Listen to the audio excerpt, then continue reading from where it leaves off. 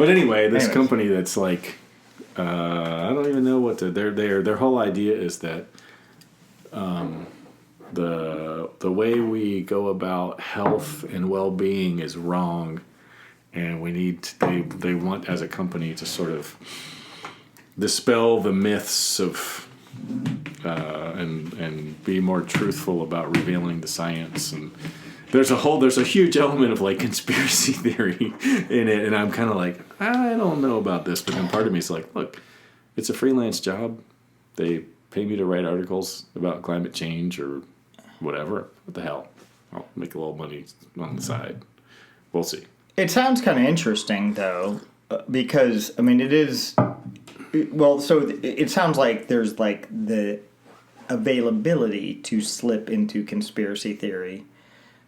Or just to be painted that way. Yeah. You know, anybody that says maybe the COVID vaccine wasn't necessary. Maybe it was a money-making, endeavor by all these people. Right. They're crazy, right, from a certain perspective.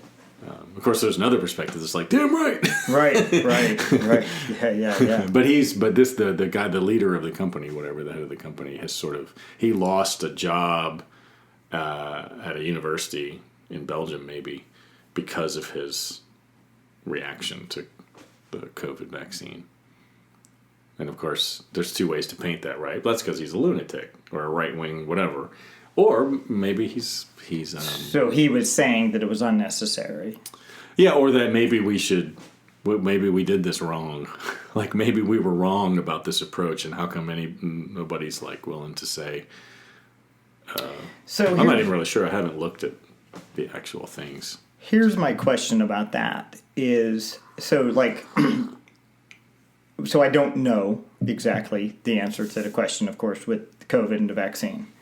On the surface, I had an argument with myself whether to get the vaccine because I would never get a flu vaccine. I just didn't do it. My job didn't require it. We talked about this a little bit, I think, on here. So, then I battled. But then, of course, I had been vaccinated as a child for whatever, polio, mumps, measles, smallpox, whatever else would be the most common things that you were vaccinated for in 1972. Yeah. Okay, now, along the way, while they were doing those vaccinations, which I don't think you could argue that they're unnecessarily, somebody could argue that. Yeah, but, right. But they worked. Like smallpox is not a problem, whereas measles sort of disappeared. Yeah, right. When good old Chris Columbus came across and brought smallpox to everybody as his gift, that okay. So, but now, is there something else ever historically pre-social media that would have been similar to the COVID thing, where it's like, did we, that came and went. That came and went. Did we not? Did we try to have a vaccine for something? Because when did all the vaccines even really kick off? Probably after World War II. Yeah, well, so I think what was it? I guess smallpox in the 1920s. So that would have been like World War I. But Industrial Revolution. Well, and the point is a good one. I think it's yours too. That the real preventative methodology for disease is health. Right? Yes. So if we are healthy organisms, we can resist these things. As long as, but then there's the whole weirdness of like, well, does that mean all the North American honeybees are unhealthy when a foreign honeybee comes from another country that has resistance to some disease, brings the disease with it, and then exposes this new population of bees to this disease and they all start dying? Does that mean they're unfit? Unhealthy, or is that an unfair sort of? But the theory would be that globally humans can have a state of health that makes us as immune as we're going to be, and that lots of people running around today that lack that health are not as immune as they can be. Right? That's sort of and that's, I think, this guy's position, which I can get behind that. I can get behind the idea that, no, we need to go upstream. A vaccine is a Band-Aid. Yes. What we need to do is live healthy and then see where that gets us. The problem is these people with their libertarian viewpoints that say, I can smoke all I want. It's my right. So I'm going to be unhealthy. and you guys can take care of me. That creates the problems. Right. So, I think, my whole book, dude, is it's learning to reverse your thinking. It's turning how you have been conditioned upside down or inside out or reversed or whatever, 180 from it, where it's like, okay, these are all the things that I've been taught. And, so it's like we talk about it, or I talk about it like this, but it's not like I came up with this, but it's like when somebody is teaching a child whatever, okay, and you agree with it, you're like, oh, whatever. Yeah. That's really great that you're doing this right. You're doing this right. You're teaching the children right. You're raising them, whatever. It might be in a religious home. You're raising them correctly. But then when you disagree, we're like, the thing that comes immediately is like, well, you're indoctrinating them, right? And so it immediately comes to that. But the truth is, everybody's been indoctrinated into this incorrect way of thinking, and we need to reverse that totally. And then the health is the answer, not the Band-Aid. You know what I mean? And we have to do that. Now, somehow we have to merge the benefits of Western let's just call it Eastern and Western medicine, right? For discussion purposes. Yeah, for discussion purposes, we have to merge the benefits of the Western medicine. Yeah, right. Do work. Totally. And go with it. Like we can't dismiss that stuff now. And so that's, one of the things you just wonder about, like with diseases that we've more or less eradicated. Viruses I'm not even fluid on measles is a good example because with the lack of people vaccinating their kids with measles is starting to come back up a lot. Now, it's not deadly or anything really, but right, or massively deadly, I guess. Right. Well, right. But it was kind of gone, and now it's back. Now it's back, right. And so, and of course, could there been? Is there examples of something coming back as a stronger variant than the vaccine? Yeah, probably. That's interesting. So that's the aspect. Well, and this gets at something I've really been thinking about a lot lately is there's always unforeseen consequences, right? So a vaccine may indeed prevent millions of deaths, like something like smallpox, and eradicate some disease, but it's also going to create some new problems. It just is, or it has the potential to create some new problems, right? Sure. One of those could be like, resistance. I guess if it's a bacteria, it could be like antibiotic resistance, or it could be like you're saying, it could create a virus that's now more strong because of selective natural selection. Or it may be like affects our immunity some way, or changes some environmental condition. You don't know, but because it's a Band-Aid and because it's needed right now, we don't think about those things. Right, and I think this is like pretty much a true statement, is any solution, any answer, any reaction to whatever, the situation, the question, the challenge, like, okay, so this happened, so okay, we're going to do this. Yeah. And we think it's good. Well, this now creates a whole new question. How could it not? Right? It's and that's going to be endless. Yeah. No, I don't see a way around that. And you can't do it right because you can't possibly consider all of the possible outcomes. That may be detrimental or whatever. Right. And so we move forward. We don't just sit there and go, oh, I don't know. Yeah. So all the individual things. So somebody, I guess I imagine somebody would argue that, like, well, our immunity should defend us from measles, right? That would be the standard argument, right? But then the problem with it is that it's still going to, even though most people can survive it, maybe, right?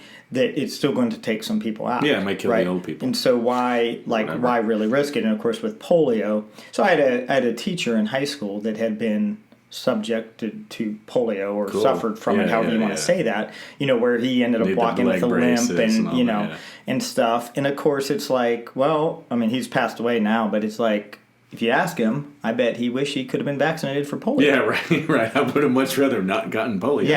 Yeah, So that's a tough one, I think. On some levels, I think and that's where we have to really weigh all the options and not just jump to conclusions, which seems to be the pattern that we do just based on our party. Right. We're very conclusion. And that's what got me in this case of this job interview, the part of the interview process. And I love this because you don't see this, was almost like a personal essay, right? They wanted to get at who you were. They weren't just looking at what you'd done and your history and your smartness or whatever and your experience, like a traditional resume. And they weren't going to rely on the interviews and the whole gaming of a Zoom interview and what that can and can't do. But they asked for, I forget what they call it, not like a personal statement, but some sort of thought on the COVID pandemic. It was just, that was very general. It was like, what's your thoughts on the COVID? And it was phrased more like, what do you think we did right and wrong? Or, just sort of like critique this. And I was like, this sounds like a cool thing. I'm going to try to apply it. And I started writing it, and I was like, yeah, we shouldn't have vaccinated. Yeah, we shouldn't have mandated. And I'm like, I kept, the traditional, garble the paper up in the wastebasket. And then finally I'm like, what am I really getting at? What am I answer the question? And what I did was I went, all the way upstream. And I was like, what this showed us is that we weren't ready. We didn't have a plan. We hadn't thought about it. We're reactive. There is no upstream. It's completely what's the problem that's in my face right now? Let's come up with a solution for that. And it totally ignore the fact that we live in a system and that this thing is happening right now is really not the issue. It's all the other issues that are leading up to it, but we just don't think like that. And so my point was, any efforts we need to make to improve our pandemic response or whatever are way upstream. How do we pick leaders? What are our global values? Can we release the message? Can we, not be right? That's what we need to change. I don't care about epidemiology, whatever you call the study of vaccines. I don't care. Right. None of that. That's all irrelevant to the question. All these things are all the way at the tippy top of how we live our life. And they were like, I like this guy. Yeah. He's the kind of person we want. Right. Well, good job out of you. Well, it's just, I don't know. We'll see. Well, I think that's the thing is that we have to, I like the way you say that. We have to think upstream, And so in the gym, like my example, would be, I get so many people that it's like the reaction is once they need to change their diet. I want to look like The Rock. There's the physical, right? There's that aspect, right? Yeah. But once they're up against it, right? Yeah. It's like, okay, my doctor wants me to take blood pressure medicine. My doctor wants me to take, whatever medication. Most likely blood pressure is the most common. Cholesterol, which that's a whole debate in itself. Whether, and it's like, well, let's be proactive towards this, and let's not create, so even in our bodies, if we're having physical problems, so say somebody with sciatica, which is a super common thing, well, let's try to be proactive and be strengthening these muscles and using our bodies the way that they can be, and not be so limited. Not that we're not sitting down here, but at home, I use a stand-up desk all the time. Yeah. Even when I'm painting my electric football figures, I'm standing up. Now once in a while I do sit, and here we are. We're also on high stools here, which I think can be more beneficial because it helps you kind of sit up as opposed to just being slouched or whatever, on your computer. Yeah. And of course, one of the big problems we have, with that, with computers, is everybody's just this way all the time, right? So we have to really work on this. So again, let's be proactive with it, and I think, and then, so with eating too, right? And let's be proactive. And I try to always tell people, I don't want you to give things up necessarily. I want you to choose differently. Because I choose to eat ice cream sometimes. Yeah. Well, it's like you said before, the solution isn't all necessarily a 180 opposition from whatever it is you're doing. It's more of a consideration of all the other directions. Right, yeah. It's adjusting your relationship to these things. Yeah. Right. And just and making it not this one. Right. Or adamantly That's fascinating. I mean, you could think of I think the solution to many problems is not the tool. It's generally, that is not the real solution. But the thing is, we associate it as being a solution because, if you're bleeding and you get a Band-Aid and put it over the cut, the pressure and the absorption may keep the blood off your shirt. Right. Problem solved. But no. The problem is not solved. You literally put a Band-Aid on it and made the immediate issue go away. But there's no causality, there's no relationship between that immediate issue going away and the actual causal issue changing. And I think what this is, and I take it for granted, is just systems, what they call systems thinking. Of course, we have to put names on things. We don't have to do that, but there's a whole field of study out there that says, for any reaction that you're observing, there's generally not a single cause of that. There's lots of them. And we don't like that, right? Nobody wants to hear that. Nobody wants to hear, well, how's your sleep? What do you eat? How do you think? What's your relationships like? Do you read a lot? You want to get healthier. Well, it isn't a matter of how many push-ups you can do. I hate to be the one to tell you. But there's, do you really want to change or not? And that, they come to that gym and they're going to be like, screw this. The guy down the street says all I got to do is, these workouts 5 times a week and I'm going to be better. I'm going to go there. Right. Yeah, and like you hit on too with the workout analogy there, that it's not just working out. Like, how is your sleep? Because that's going to impact that, for sure. Absolutely, it could be the cause, or the thing that's preventing you from ever making any progress. Yeah, like your next step. Yeah, for sure. And then what's your stress? I think one of the things. So I think it's interesting. One thing.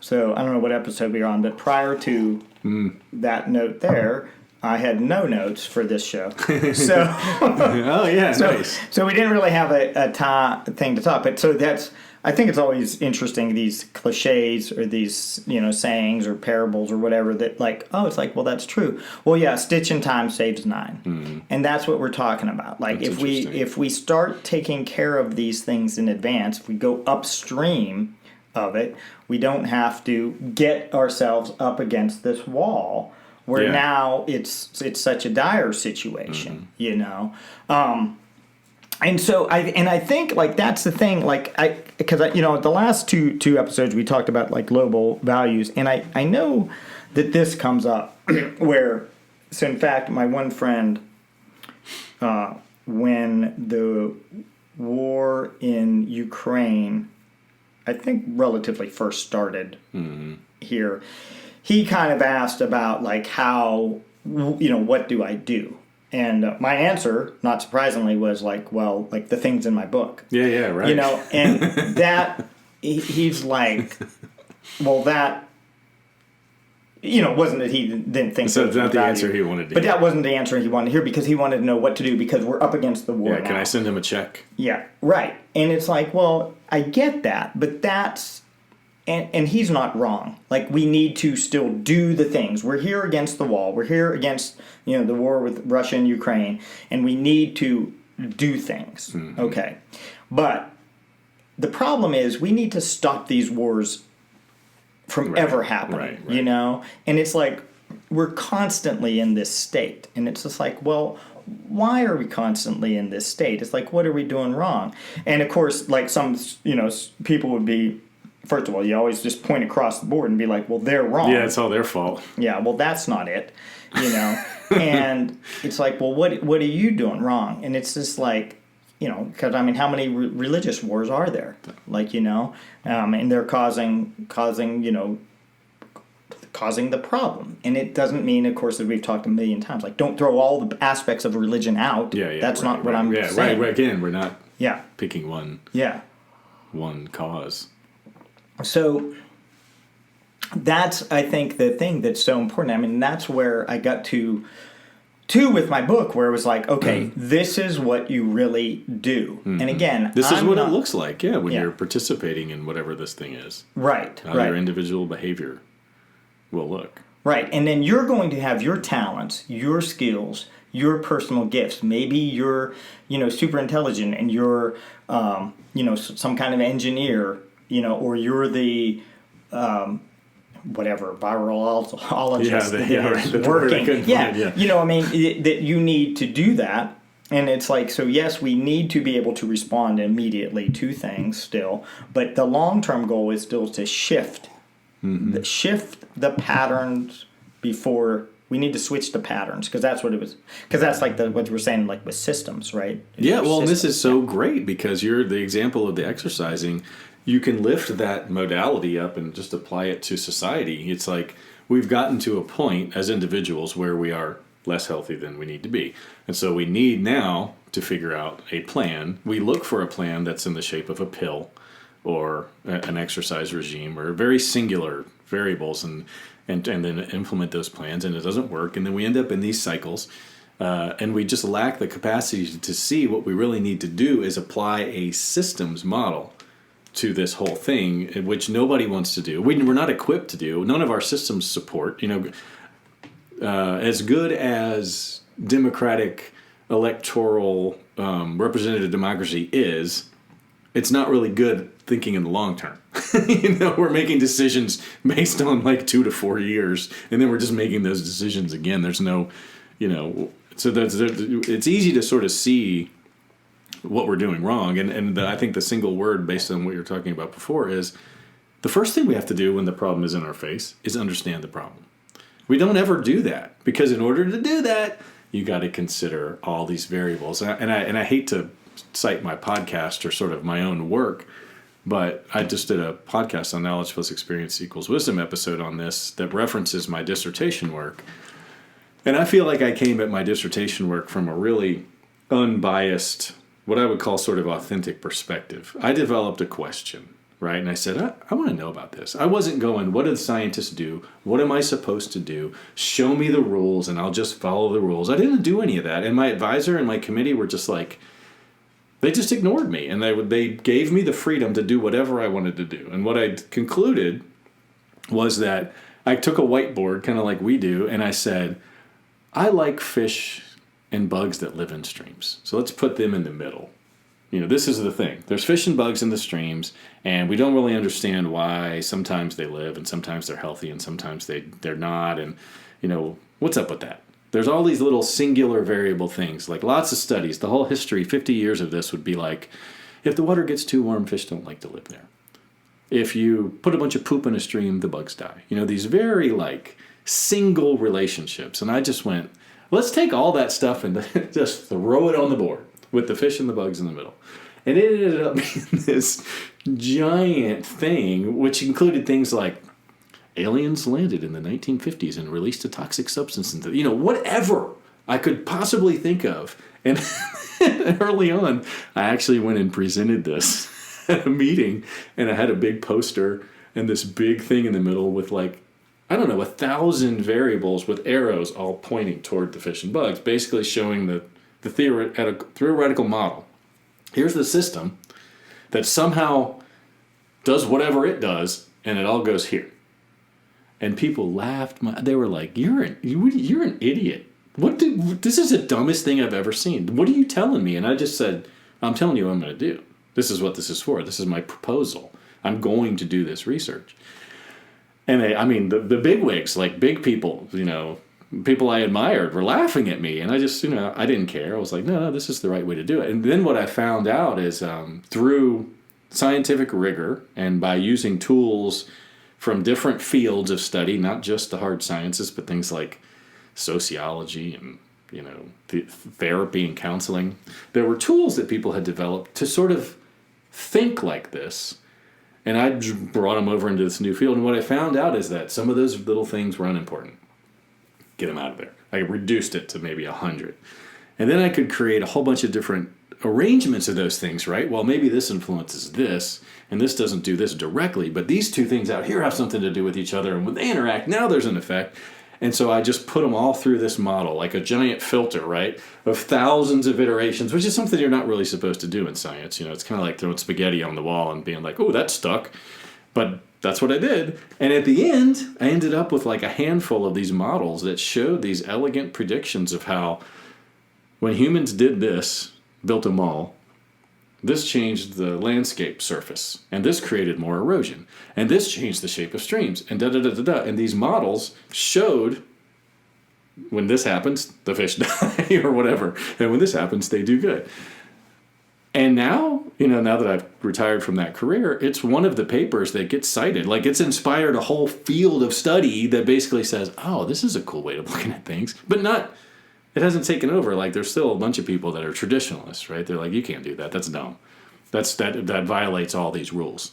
But at the end of the day, it informs us. It provides new information that wasn't there before, and it is helpful.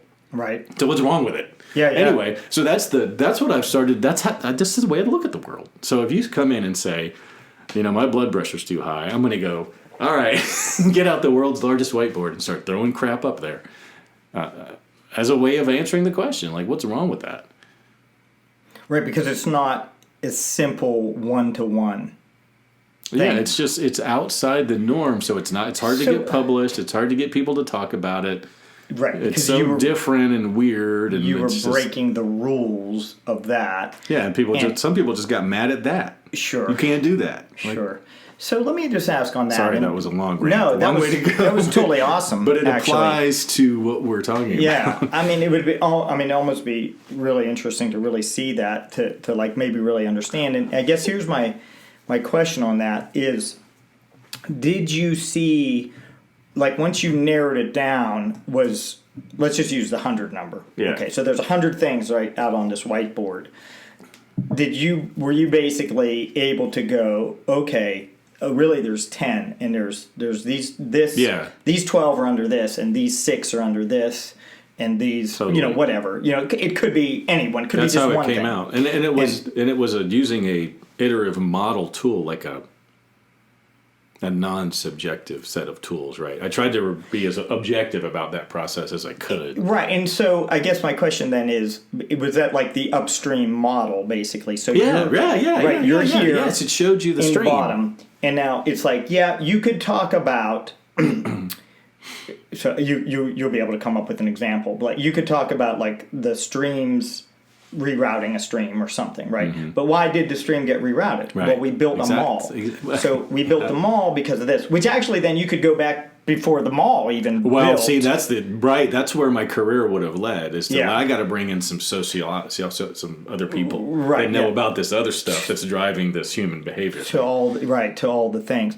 But that's the thing. So that's really interesting. It reminds me of kind of the work that Ken Wilber. I mean, if you're not familiar with Ken Wilber, he's an American philosopher, probably the greatest living one, in my opinion, and certainly maybe the most well-read of everything, where he would get in, he's reading all the traditions, all the religions, all the philosophies, all the different theories, and he put them all together, and he said that he had them all laid out on his floor, that was his whiteboard, right? Yeah. And then he started, narrowing it down, and then that's how what he calls it, the all quadrants, AQ, all quadrants, all levels model, and then it goes on from that. I didn't realize he had done that. And and that's how he broke it down into everything, and then basically, and so really that's a big influence on what I just call my interior and exterior, right? Because you're going to have that, and everybody has. That's the most basic split there is. We have everything that's going on in the outside, and we have everything that's going on our inside. Whatever side you want. I think he always puts interior on the left. And it's dualism, right? Right. It's the ego and the that's the basics of it, or the basis of it. I think. So, I don't know if it would be worth like almost exploring that someday to help people really put that into perspective, and maybe we could just pick like one line. Like, here was 15 things I had on the board. Yeah. And here's one line of them looked like. Well, that's the other point I was going to make. It really isn't that hard. And what amazes me is somebody like Wilbur, or me to a lesser degree, can do it by yourself. Right. The only limitation there is there's things that are outside of your awareness, right? Like this idea that, human behavior may be driven by some other variables. That's where I started, right? Right. That the human behavior is either let's try to be careful with the way we use the land, or let's just do whatever we feel like doing, build a house, farm, whatever it was. I didn't think about the fact that there's so many variables there. Or somebody like Wilbur that could actually take all the religions. I mean, so ideally you'd want to do this in groups with various levels of expertise from all different ways to really be comprehensive. And then it gets even more difficult, right? It's just easier to do it by yourself. But certainly you and I could do this for any... So I look at the world as like... The topic of interest is generally a question, right? It's like, what's wrong with me? What does this mean? How do I cure cancer? Will I have a successful marriage? Whatever it is, it's like you can simplify whatever it is you're interested in by some point. That's generally a question, and that's a dependent variable. So you're basically saying this is a thing that can take lots of different forms. I have a healthy relationship. I have an unhealthy relationship. It's medium healthy, whatever, but it can have this. That's a variable that will respond to the system, right? And so all the other variables are proximate or causal. They're all the independent variables that you're not looking to control in this sort of situation. They do what they're going to do in as much as what you're interested in is how your response variable reacts. So all you have to do is come up with a list of variables. Right. Get your thing, and then you go through the infinite list of things, and a lot of the stuff won't matter, or it'll be so silly, like my alien example, that you just don't consider. And what you're going to end up with is a fairly comprehensive list of things. You're going to miss some. Sure. That's too bad. And the more people you add, the less likely you are to miss some. But it's like I always say, or some other brilliant person said, all models are wrong and some are useful. Anything that we're talking about when we're trying to predict something we don't know is a model. Yep. Whether it's your opinion or some scientific endeavor. And if it's helpful at the end of the day, then it's great. If it's helpful and it wasn't that hard to do, then it's awesome. Not that matters. Yeah, I think that's so brilliant, though. All models are wrong. Mm-hmm. Some are helpful. And, that you could almost say that on every religion and philosophy. And this is the like, problem. Is it for you? This is what problem I have with all these disciplines is they think there's a right one. Mm-hmm. One of these models is the right one, and guess what? It's the one I came up with. Yeah. We lo and behold. That's why I had to leave science, is because I looked around at all these people, and they were so obsessed with finding the right model and then tying their ego to it. I was like, that's not what we're doing, dude. Yeah. Well, that's exactly what Wilbur says, when they ask him about like how he got on his path, is he's like, well, I realized that all these people thought they were right. Right. And he said something really great. He says, nobody's smart enough to be wrong all the time. Like, that's even better than even the blind squirrel finds a nut once in a while. It's like nobody's smart enough to be wrong all the time. And right, and so he, was looking for, it's like, okay, so, there's all these different things. So for me, the easiest one for me is just to even just think into religions. Right? Yeah. No, it's a good. Without going into, whatever different levels of kinds of psychology, say, right? There would be all the different kinds of, psychology and sociology. And, as soon as you get one thing, then you can have it like a specific, like there's psychology, and now that's going to branch into things. And it'll branch infinitely, right? That's what drives me nuts. Right. Like you can split that into as many. That's why I'm a lumper and not a splitter, right? Right. Simplifying. And so, with religions, then to me, that's the easiest one just for me to think about. It's like, okay, so that's what I saw. So, like in my life, I was raised in a Roman Catholic family, okay, and we went to church, and it was a good experience for lots and lots of reasons, okay. Now, as and then, like, so I automatically did some of those things along the way that, was going to happen. Like, so I was baptized as a kid in Roman Catholic. You're baptized as a baby. Like, that's the way they do it. Like, you don't choose. And if you get to be like 2, it's too late. And I don't even know what the exact rules of all that are. But so that, like, the baptism aspect happens to you, basically. And then later you get a first communion. This is like the sacraments, which goes back to the episode where we talked about like the levels of development, right? It's related to that. And so the first communion, okay, that's when you're kind of making the choice to take this. But of course, as a kid, you're just doing what you're there's told no to do. free will or Right. whatever at that point. And then you're confirmed into the church, and so then that's like a next level when you're in your late teens or whatever. And again, like I did it, and my parents didn't make me do it, but it's because all my conditioning up to that point set me up to feel like I wanted to do that. Yeah. Right, Right. So, and I'm not mad that I did it, from an experience. But then, once I went to college and started, really questioning things, for myself, and being able to, think things through, and then beyond college, start really reading other things and stuff. It was like, okay. So, I just said that a lot of my upbringing was a good experience, and I liked it and stuff, and I found value in some of it. But, like, when I read about Hinduism, there's a lot of value in this. Yeah, wouldn't it have been cool to have grown up that way? Yeah, what if I did? Yeah, what if I would have? Why was I born in the United States? What if I was born in India? Oh, man, right. Crazy. What if I was? Yeah. Right? And, Buddhism is pretty cool, and Islam's pretty cool. And then you get into it and you go like with Islam, if you look, so there would be, again, we talked about like the levels of attachment, right? So so related to that, there's different types of like ways to think in your religion, even from a fundamentalist to. Oh yeah, right.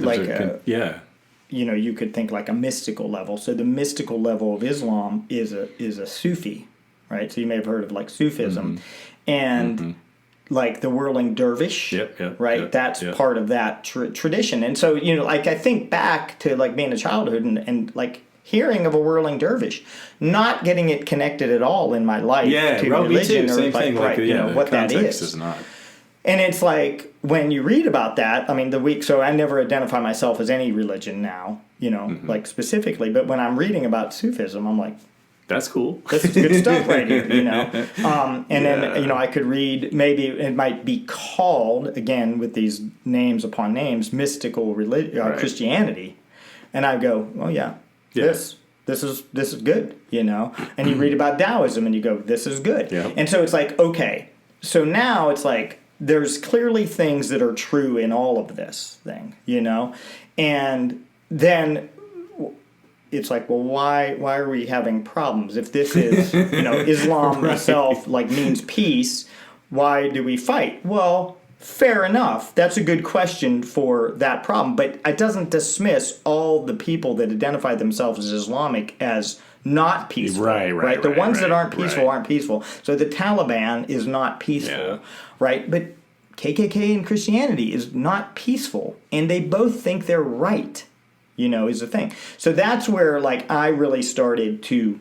That's cool. To really go, okay, now I want to take all this stuff. Like, what's right in this religion? What's right in this religion? And it wouldn't matter, because it would be whether you're in psychology. Okay, so this part of psychology I understand is right, and this level of psychology has benefit, because it's a different way. And like you said, you can't know all the variables. No, you just do the best you can. And you can't, and so it's like, you don't know, because like you don't know what you don't know. Like, there's a truism there. Like, and one of the things that irritates me is just that attitude of, what's the difference between like a fundamentalist Islamist or whatever who believes in war, or a scientist who thinks they're right? Like what went wrong or maybe not wrong, but what is it that makes a person unable to consider the system? Like because to me that sounds like, I think about something like, let's put anxiety at the center of the puzzle, and let's put my anxiety at the center of the puzzle, and I'm really curious about solving this. If I didn't have to think about all this stuff, like if I could just ignore these variables, am I going to die? Is my parents going to die? What are my relationships? If I could just pretend those weren't real, or somehow honestly forget about them, that would eliminate my anxiety. And so, being in a member of a group, whether it's your own scientific lab or some religious sect, is like permission to ignore all those other variables, right? And to me, that is... I'm not going to say it's wrong, but it's inaccurate. So again, with these global values, there's some value system that sort of says you can't stick your head in the ground and say that all other religions aren't good and mine is good because I don't care what the reason is. Right. There's a fundamental rule or value that is at work here. And I don't know if I can tie this together, but I had this epiphany in a podcast recently that said, at some point in a group of chimpanzees, 400,000 years ago, there was a whole bunch of them living in the jungle, and one of the chimpanzees, and forgive me for saying this word, was an asshole.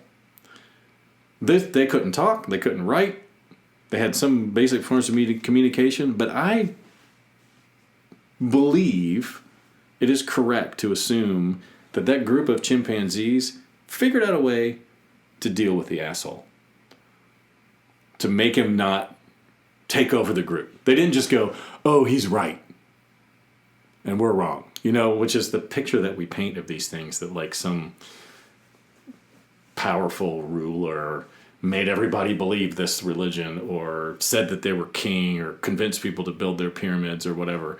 I don't think it went down like that. And so, and I really just try to illustrate that as an example of, do we really think, like, what do we really think happened? And isn't there room in science and religion, these lines, systems thinking for that? What do I really think happened? What's possible? What's probable? As a way of figuring out what's good or bad, or whether or not we'll make room for fundamentalist Islamists in the world, or whether we say, nope, as we go upstream, this is an issue that needs to be weeded out. Whether we can do that now or not, but this is a point where something went wrong. Yeah, so that's a tough one, right? Because so first of all, it's just easy to, whatever group you identify yourself, whatever label you identify yourself with, just to be like, well, they're wrong. And, you might need to be eliminated. And so, and we talked about it before, like the tribe, everybody stabbed, where everybody metaphorically stabbed the person, participated in it, right? Because it's, but then of course, ownership. That's with a tribe of 75 to 150 people, maybe, right? And then we're so big that it's, where there's 8 billion of us now, and like it or not, we're a global community, right? And that doesn't mean. See, I think a lot of people, because sometimes, it's like we use the term globalist as a slanderous insult to like nationalists. You're stupid or whatever. It's like, well, wait. First of all, you're dismissing the fact that we are all sharing the globe. Yeah, you can't, and you can't because it's not real. Now, is that benefit for us to live in possibly smaller communities and interact? Is there benefits within that systems? There probably are. But somehow it's if this, whatever's benefits in the small community, I'm still part of the whole of the earth, even if you wanted to just call that, even if that was the one big whole. It is. It is, And so you have to accept that. And so, I mean, I really wonder about that aspect is what would be better handled small, versus the global thing. And somehow you have to hold that in your mind, I think. Oh, absolutely. And I think this is why religion, government, culture started. Yes. Because I've watched this. I was telling my kids this story the other day. I was privileged to be mentored by a professor at Virginia Tech of biology, who never really did any research. His whole thing was always, how can I teach better? And somehow he got away with that, because generally at a research level college, that doesn't happen. But he had won every teaching award that the college offered. And it was a ton. And just working with him was a real privilege, because some people thought he was an idiot and other people thought he was a genius. And the truth is in the middle, right? But he could I watched him do this. One of the biggest complaints about general biology at Virginia Tech was that it's 600 people. So you go into this classroom, and you're literally a number. And you take 3 exams and a final, and somehow that says you did good or you didn't do good in biology, and you're going to be a doctor or you're not or whatever. And people were like, this sucks, but you can't hire. Everybody takes Gen Bio. They call it the bread and butter, right, of the whole department. Enrollment in that class is what funds. But you're not going to hire people so you can break that up into 30, 20 student classes, right? But what Art Bykema is the guy's name, did was he figured out a way to subdivide the class as one person by appointing students leaders, and he would do group work. It's so non-traditional, and it it was pretty damn good. Yeah. And so my answer to sort of that is like, let's not cop out and say there's too many people, which is what most people do. I'm not saying that's what you did. But most people will just say, yeah, when we were villages of 75, life was easy. Now it's hard and it's over or whatever. It's like, no. If our leaders were effective and our, whatever, our structures were designed thoughtfully, we could easily come up with a way to break up into manageable subsets. And it's kind of what we tried to do. It's just, we didn't do a very good job of it or whatever, or it's turned into something that isn't very good. I don't know. Yeah, I think, because there's a way to do it. Those are all tools, right? Solutions. Actually, so like just taking our government with like local, regional, state, and federal. With our representatives that say, okay, I'm in control and so over like you people. The idea is there and the structure is there. And, and of course, democracy... What is it? Is that what Churchill says? Whatever, like democracy is the worst form of government except for all the other ones, or something like that. Like something. Well, like that. There's right. Yeah, and it's just like, okay, so this is working, or the pattern is set up to be there. But of course, so those are that pattern is a tool in that case, right? Or in this case. And it's just like anything else. It's like fire. Like we can use it for constructively or destructively. It's like the intent, the motivation, and the incentivization of the system is what's messed up, or that's where we can change things. And then the next complaint after numbers is always, well, we're too far downstream, to use that metaphor, to change anything. It's too hard, like the coal thing. Well, all the factories burn coal, so if we switch to natural gas, they're going to go broke. Or all our cars run on gasoline, so if we make a new fuel, we can't. It's unfair, whatever. And it's always usually like an economic thing. It's like, well, it's going to affect these 5 corporate shareholders or whatever. That's again, sorry. It's like somebody coming in and saying, all right, I want to get in better shape, but I'm not willing to burn any calories. Right. Like, oh, well, right. I don't have a solution for you. Yeah, I want to be in better shape, but I don't want to stop eating cake. I want to do it, but... Yeah. What's your favorite food? Cake.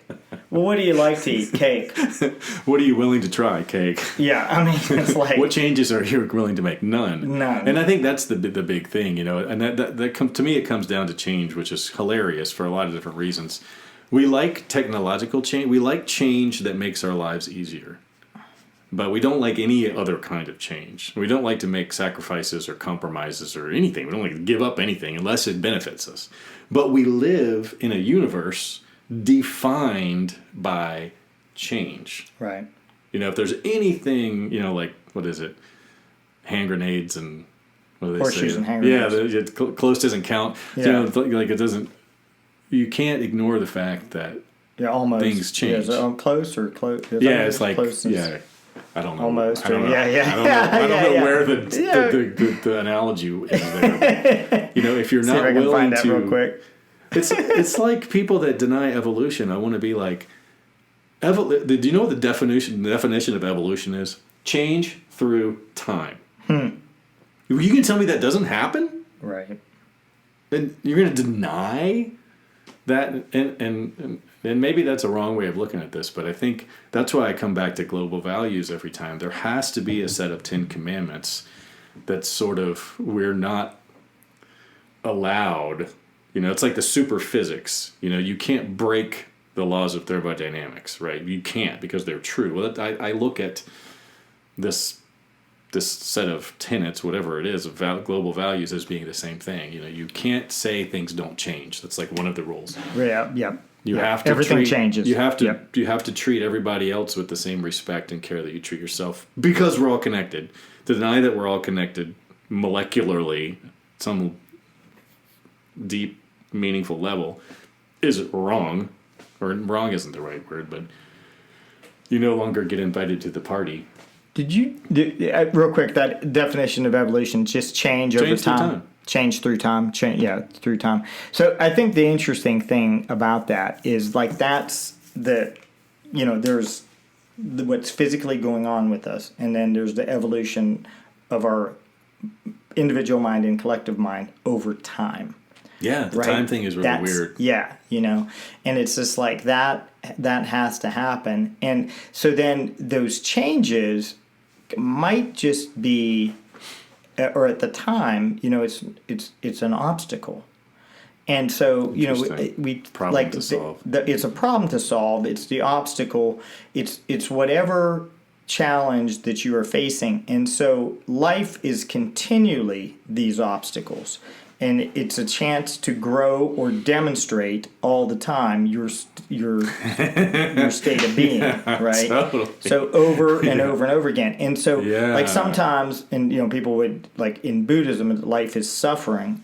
Well, it's yes, sort of, but the bigger definition within that is life is challenges, obstacles, these situations that appear, and it's going to happen over and over and over and over again. Yep. Now, some people would also tell you that, like, you're going to get the exact same things until you learn the lesson. Yeah. And that may or may not be true, and I can't tell you that right. is exactly true, but that's a pretty standard I like that belief. idea. Yeah, right. Well, I'm leaving that on the board. And and so, if you continue to not adapt, you continue to not change over time, to evolve, you're going to get the same things over and over, Totally. And of course and when you view, that leads me into, like, when you view that there's, to be afraid of people and fear and whatever you're putting it out, you're going to keep seeing these things over and over and over again in your life. It's what you resist persists is the sort of psychological way of saying that. And it is so, in my N of 0 degrees of freedom representative of my life in the context of the other 8 billion and however the hundreds of billions that have lived, I would say I would agree with that. yeah, I think that's and totally another true. thing to point out too is that some people will argue, and I just don't have any time for this. A lot of the theoretical physicists and some of the deeper philosophers will say there's no free will, there's no time, and all these other things that would make this set of global value systems false.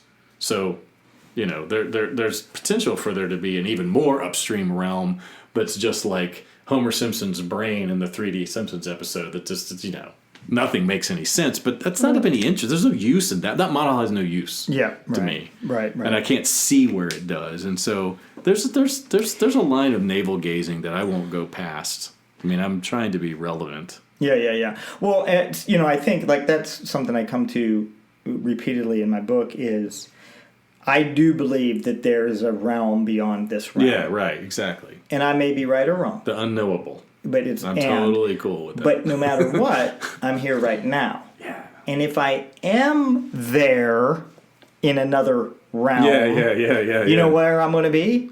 There right now, right? Right. It's always so. It doesn't matter, right? It doesn't matter. Wherever you go, there you are.